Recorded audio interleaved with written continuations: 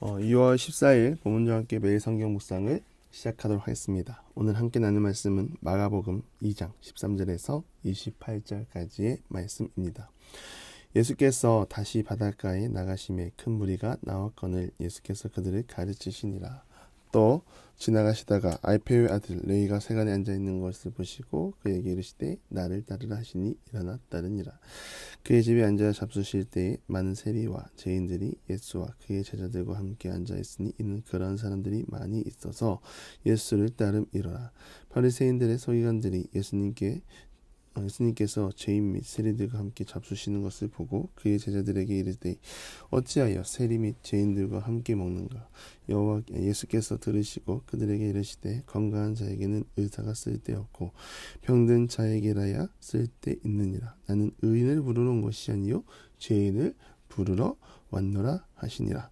요한의 제자들이 바리새인들이 금식하고 있는지라 사람들이 예수께 와서 말하되 요한의 제자들과 바리새인의 제자들은 금식하는데 어찌하여 당신의 제자들은 금식하지 아니하나이까? 예수께서 그들에게 이르시되 혼인집 손님들이 신랑과 함께 있을 때에 금식할 수 있느냐? 신랑과 함께 있을 동안에는 금식할 수 없느니라. 그러나 신랑을 빼앗길 날이 이르리니 그날에는 금식할 것이니라. 생명의 조각을 낡은 옷에 붙이는 자가 없나니 만일 그렇게 하면 기운 새 것이 낡은 것을 당기어 헤어짐이 더하게 되느니라. 새 포도주를 낡은 가죽 부대에 넣는 자가 없나니 만일 그렇게 하면 새 포도주가 부대를 터뜨려 포도주와 부대를 버리게 되리라. 오직 새 포도주는 새 부대에 넣느니라 하시니라. 안식일에 예수께서 밀밭 사이로 지나가실새 그의 제자들이 길을 예며 이삭을 자르니 바리새인들이 예수께 말하되 보시오 저들이 어찌하여 안식일에 하지 못할 일을 하나이까? 예수께서 이르시되 다윗이 자기와 및 함께 한 자들이 먹을 것이 없어 시장할 때에 한 일을 잊지 못하느냐? 그가 아비아다의 대제사장 때에 하나님의 전에 들어가서 제사장 외에는 먹어서는 안 되는 진설병을 먹고 함께한 자들에게도 주지 아니하였느냐? 또 이르시되 안식일이 사람을 위하여 있는 것이 아니요 사람이 안식일을 위하여 있는 것이 아니니 이러므로 인자는 안식일에도 주인이니라. 아멘. 오늘 매일 성경의 본문의 제목을 보니까 기록되기를 새 시대를 여신 예수님이라 되어 있습니다. 오늘 본문이 말하고자 하는 새 시대는 무엇일까요? 화려한 통치일까요? 다윗과 같은 훌륭한 리더십이 예수님을 통해 보였기 때문에 그랬을까요?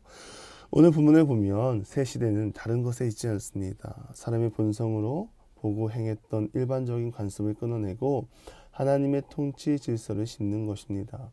하나님은 구약을 통해 알 수 있듯이 한 영혼을 사랑하시고 여기에 속하는 한 영혼은 남녀노소를 말할 것도 없고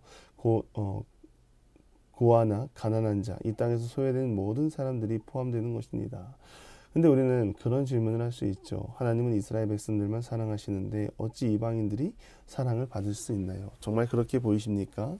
성경은 순종의 역사보다 불순종의 역사입니다. 하나님이 이스라엘 백성들을 택하신 것, 그들의 수가 많고 훌륭하기 때문이 아니라 다만 사랑하기 때문에 약속을 지키시고 언약을 이행하시는 것입니다. 그런데 아이러니하게 하나님이 사랑했던 이스라엘 백성들도 불순종의 연속이었습니다. 그렇다면 그 외에 이방 민족은 어떨까요? 자동적으로 하나님을 사랑하고 인간의 본성을 따라 행하는 그들이 하나님이 자연 계시를 통해 계시하신 자연의 능력을 경험하게 하나님 앞으로 나왔을까요? 그들의 불순종은 이스라엘보다 더 심했습니다.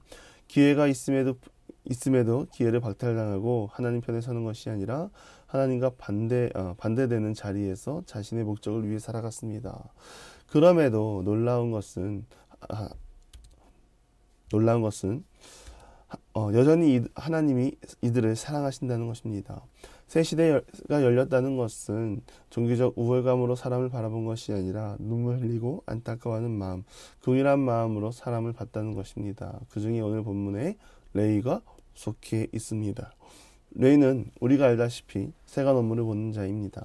세간 업무, 왜 율법을 고수하고 이스라엘 백성들이 죄인이라 말했을까요? 세리는 유대 사회에서 천시하는 직종이었습니다. 보통 유대인들은 세리를 로마 당국의 빌부터 동족의 고열을 빨아먹는 기생하는 사람으로 혐오했다는 것입니다. 세리는 자국민의 세금을 걷어 로마에게 지불하게 되어 있습니다.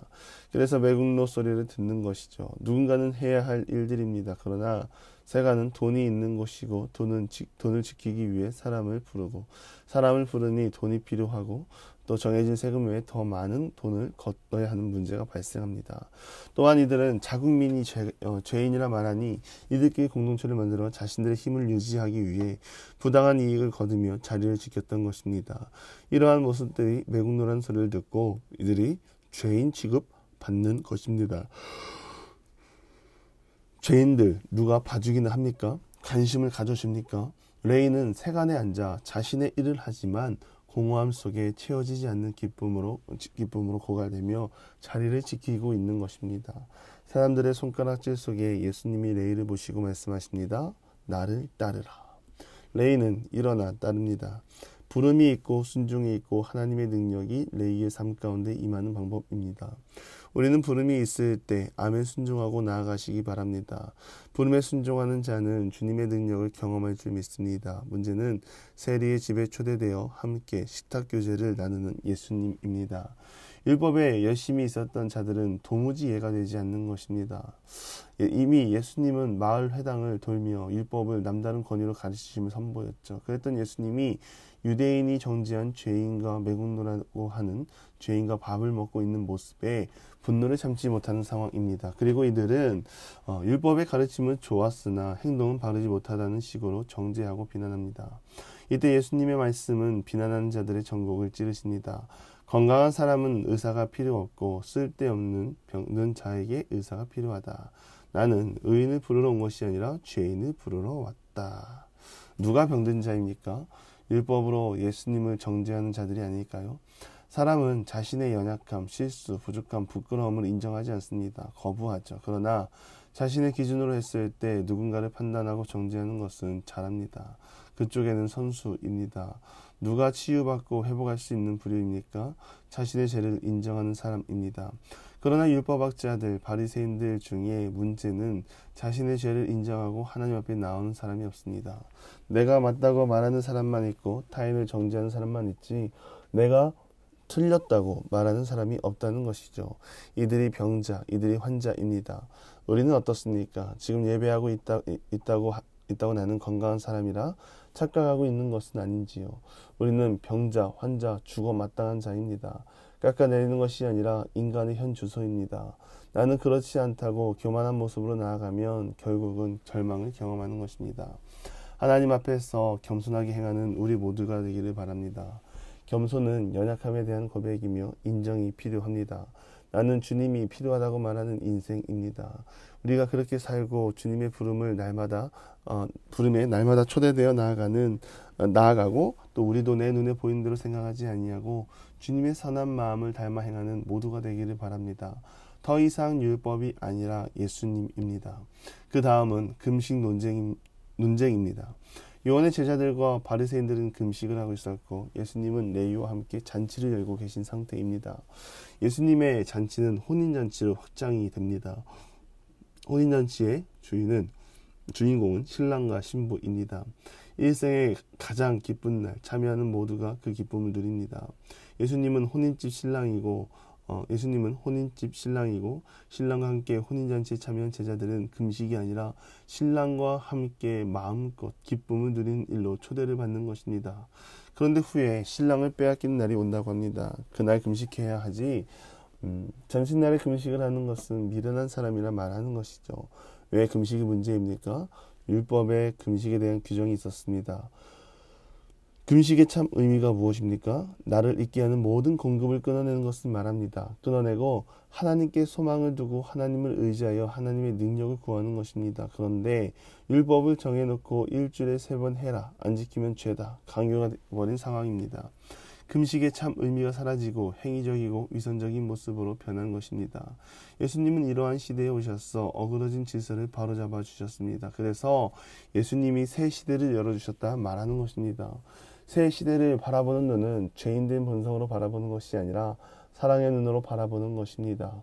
우리가 더 이상 사람의 악한 본성으로 세상을 대할 것이 아니라 하나님의 사랑, 그 마음을 갖고 세상을 대하고 이웃을 대하고 가족을 대하고 공동체를 대해서 이 땅의 새 시대 하나님 나라를 온전히 이루며 나아가는 우리 모든 기도의 용사들이 되기를 주님의 이름으로 간절히 축원합니다. 기도하겠습니다.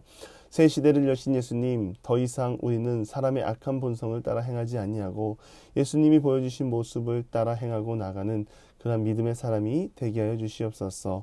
예수님의 이름으로 기도드리며 이제는 우리 구주 예수 그리스도의 은혜와 하나님의 극진하신 사랑하심과 성령의 감화 감동 교통하심이 예수님을 닮아 행하고 사랑의 눈으로 세상을, 이웃을, 가족을, 공동체를 바라보며 나가기 소망하는 사랑하는 보문주와 함께 모든 기도의 용사 위에 이제로부터 영원토록 함께 하시기를 간절히 축원하옵나이다. 아멘.